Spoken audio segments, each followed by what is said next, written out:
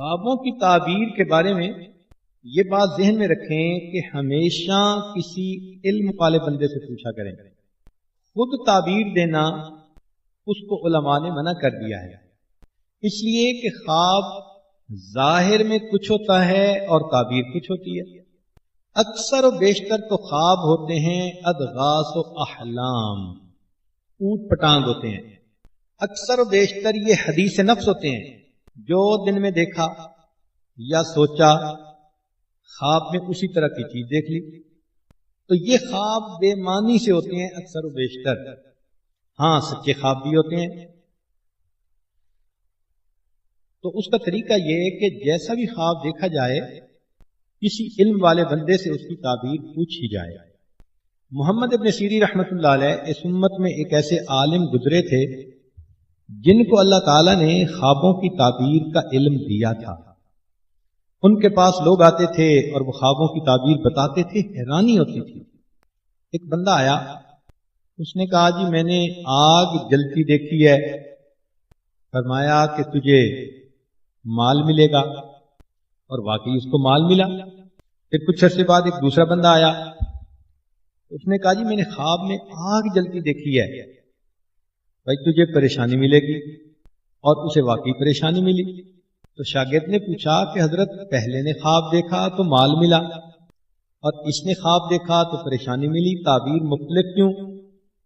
تو فرمایا کہ پہلے نے آگ دیکھی تھی سردی کے موسم میں، سردی کے موسم میں آگ راحت پہنچاتی ہے، تو میں نے تعبیر دی کہ تمہیں مال ملے گا، راحت ملے گی.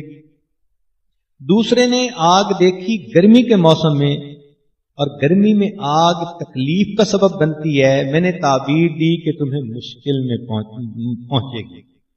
اب دیکھو اتنی باریک سی بات پہ تعبیر بدل گئی. ایک نوجوان آیا، زاروں قطار رو رہا تھا. بھائی کیا ہوا؟ وہ جی میں نے خواب دیکھا ہے میرے جیسا بدبخت تو دنیا میں کوئی نہیں. کیا دیکھا؟ وہ جی میں نے خواب میں دیکھا ہے میں اپنی والدہ سے بدکاری کر رہا ہوں. اور یہ کہہ کے اس نوجوان نے رونا شروع کر دیا. تو محمد ابن سیرین رحمۃ اللہ علیہ مسکرائے اور کہنے لگے کہ اچھا یہ بتاؤ تمہاری کوئی زرعی زمین ہے؟ اس نے کہا جی ہے. فرمان لگے خواب کی تعبیر یہ ہے کہ اس دفعہ تمہاری فصل بہت اچھی اور نفع بخش ہوگی، اور ایسا ہی ہوا. اس نے کہا حضرت خواب کچھ ہے تعبیر کچھ ہے. انہوں نے کہا نہیں، تعبیر یہی ہے کہ تم نے خواب میں دیکھا، ظاہر میں بدکاری کر رہے ہو، حقیقت میں تو تم لطف اندوز ہو رہے ہو. تو زمین بھی انسانوں کے لیے ماں کا رتبہ رکھتی ہے. ہم سب اسی سے تو کھاتے ہیں. بچہ ماں کے پستان سے روزی لیتا ہے اور انسان زمین سے روزی لیتا ہے. تو اس کی تعبیر یہ تھی کہ تمہاری زمین سے تمہیں کھیتی زیادہ ملے گی، تم لطف اٹھاؤ گے. اور یہی زبیدہ خاتون کے ساتھ معاملہ پیش آیا کہ خواب دیکھا کہ اپنے آپ کو دیکھا کہ میں بے لباس ہوں اور انسان، حیوان، چرند پرند میرے ساتھ آ کر بدکاری کر رہے ہیں. تو وہ تو فرسٹ لیڈی تھی، بہت گھبرا گئی کہ کہیں کوئی مجھ سے ایسی غلطی نہ ہو کہ میری پبلک انسلٹ ہی نہ ہو جائے. اس نے اپنی ایک باندی کو بھیجا کہ جاؤ محمد ابن سیرین سے جا کے اس کی تعبیر پوچھو، مگر خواب اپنی طرف سے بتانا، میرا نام مت لینا. اس نے کہا بہت اچھا. وہ باندی چلی گئی. اس نے جا کے محمد ابن سیرین رحمۃ اللہ علیہ کو یہ خواب سنایا. انہوں نے پوچھا تو ہے کون؟ کہنے لگی میں محل میں کام کرتی ہوں، باندی ہوں. تو مان لگے کہ تیری اوقات ہی نہیں کہ تو یہ خواب دیکھے. جس نے دیکھا ہے اس کا نام بتاؤ. اس نے کہا نہیں میں نے دیکھا ہے. مان لگے نہیں، ممکن ہی نہیں، تو خواب دیکھ ہی نہیں سکتے. بڑا اس نے اپنی طرف سے کوشش کی مگر وہ نہ مانے. واپس آ کے اس نے زبیدہ کو بتایا کہ جی وہ تو کہتے ہیں تیرا پوٹینشل ہی نہیں، تیری اوقات ہی نہیں تو یہ خواب دیکھے. زبیدہ نے کہا کہ اچھا جاؤ پھر نام میرا لے دینا، مگر ریکویسٹ کرنا کہ پلیز میرا یہ خواب کسی کے سامنے نیریٹ نہ کریں. چنانچہ وہ باندی آئی اور اس نے بتایا کہ جی یہ ملکہ نے خواب دیکھا ہے. تو محمد ابن سیرین رحمۃ اللہ نے فرمایا کہ ہاں وہ یہ خواب دیکھ سکتی ہے.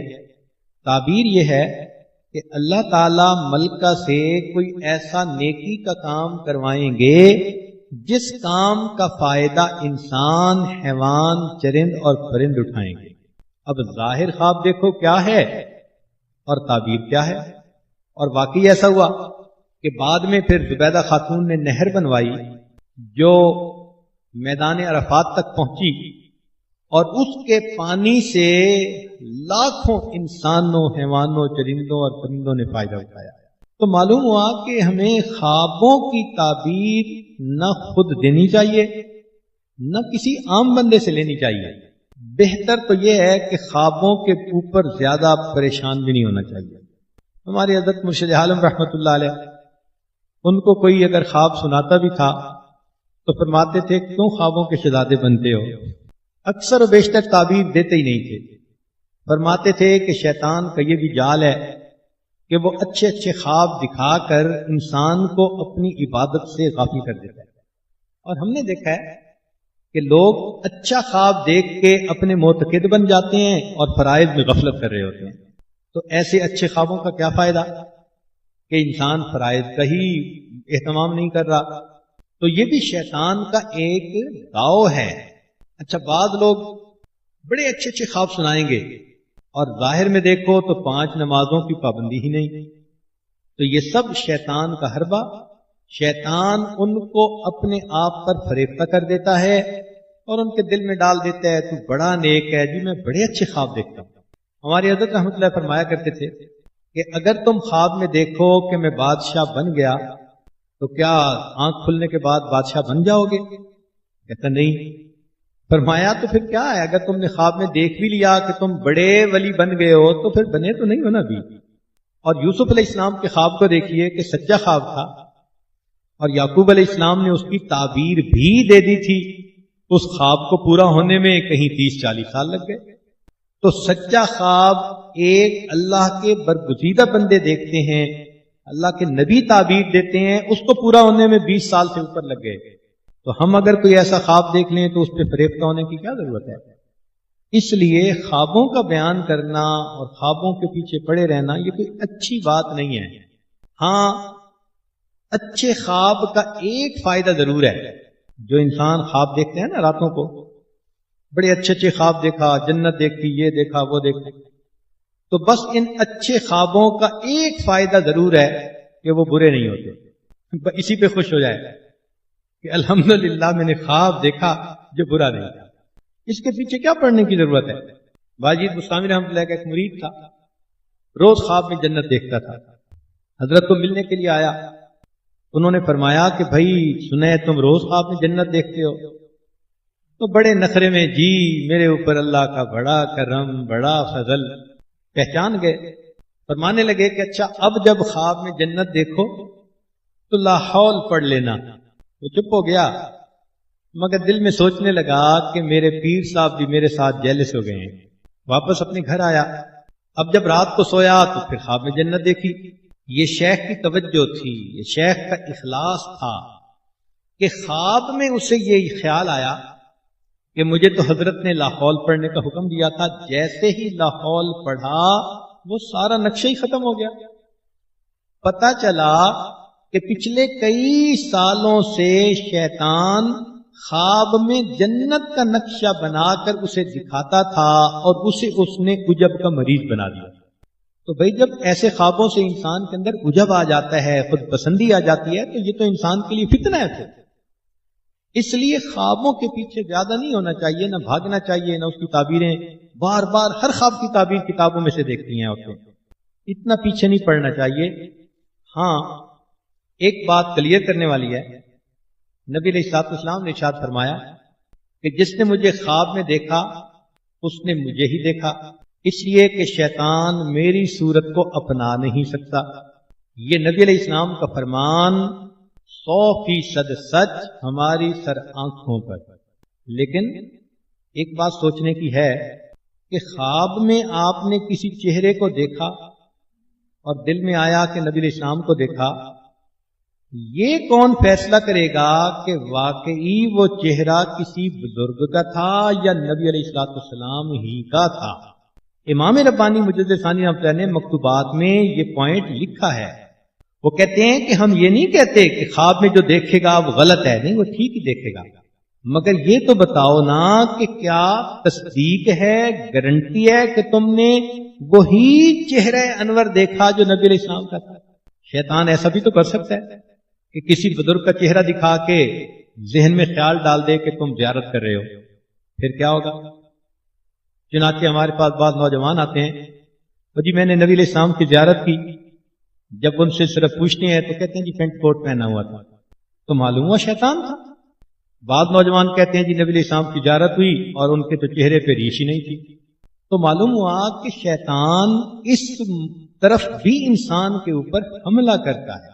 لہذا اگر خواب میں نبی علیہ الصلوۃ والسلام کی زیارت کا بھی خیال گزرے تو اس چیز کو دیکھیں کہ جو شمائل نبی علیہ السلام کے احادیث میں ہیں وہ تھے یا نہیں تھے، ذرا سی اس کے بارے میں آگے پیچھے دیکھیں تو سمجھ لیں شیطان مجھے بہکانا چاہتا تھا۔ ہاں، اس میں ایک بات اور بھی ہے کہ بزرگوں نے یہ لکھا ہے کہ بسا اوقات انسان خواب میں دیکھتا ہے کہ میں نبی علیہ السلام کی زیارت کر رہا ہوں، مگر دیکھتا ہے کہ کوئی اور بزرگ ہیں ظاہرہ، تو اس کی تعبیر یہ ہے کہ وہ جس شخص کو دیکھا اس کو اللہ نے نبی علیہ الصلوۃ والسلام کی محبوب کی سنتوں کی کامل اتباع عطا فرمائی ہوئی ہے۔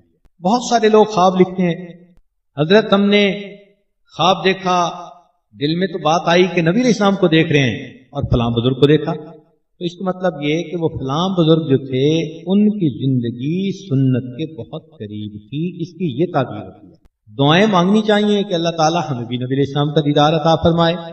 ہم تو کہتے ہیں سوتے میں بھی عطا فرمائے، جاگتے میں بھی عطا فرمائے، دنیا میں بھی فرمائے، آخرت میں بھی فرمائے، مگر بعض عورتوں کو بڑا اس کا شوق ہوتا ہے تو وہ اس کے لیے بہت وظیفے بھی کرتی ہیں۔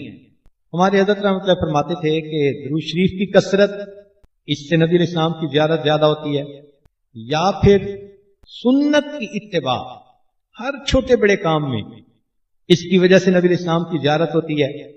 اور تیسرا فرماتے تھے کہ انا اعطیناک الکوثر، اگر اس سورت کو 1100 مرتبہ اخلاص کے ساتھ پڑھیں تو بھی نبی علیہ السلام کی زیارت ہوتی ہے۔ تو بہرحال جس کی جو تمنا ہو اللہ پوری فرمائے، مگر دستور کی بات یہ ہے کہ انسان خوابوں کا شہزادہ نہ بنے اور ظاہری زندگی میں شریعت و سنت کے مطابق عمل کر کے اپنے اللہ کے قریب ہونے کی کوشش کرے۔